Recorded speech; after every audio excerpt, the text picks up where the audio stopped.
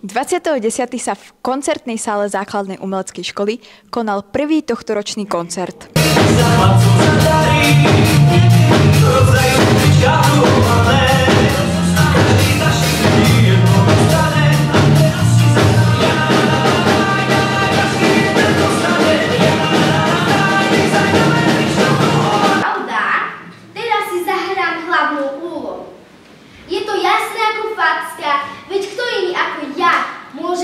Spievajúcu a tancujúcu Máriu.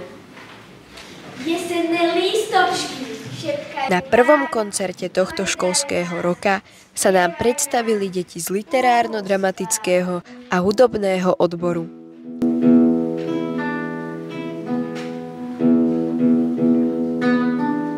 Ako sa ti vystupovalo? Dobre. Mala si aj trošku trému pred predstavením, alebo to bolo pre teba úplne normálne? Proste som mala trému, že to zahrám zle. Ako sa ti vystupovalo? Dobre. Mala si aj trému? Dobre celkom. Mala si aj trému alebo strach? Mala. Obe.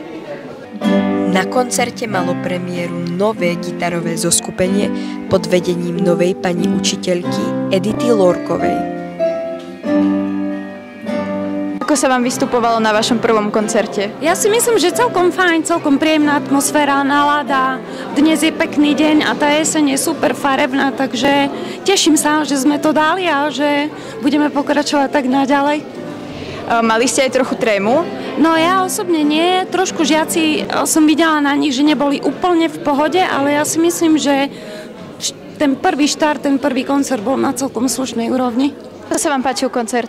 Veľmi pekný, bol to zážitok krásny. Ako sa vám páčil dnešný koncert?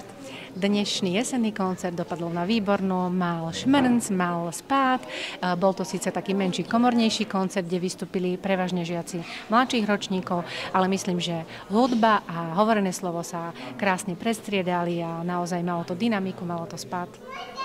Ako hodnotíte začiatok koncertovej sezóny?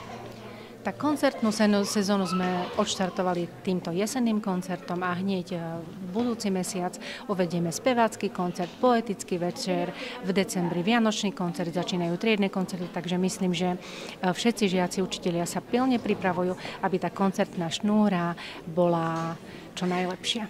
Aká bola príprava na tento koncert žiakov? Tradičná ako vždy. Veľa hodín driny.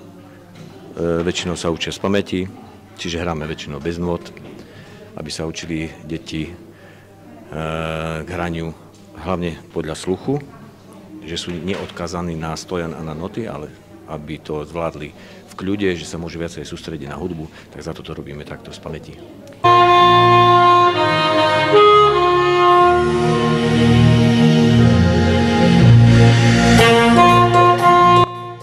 Prvý koncert dopadol skvelo a my sa už teraz tešíme na ďalšie podobne úspešné koncerty.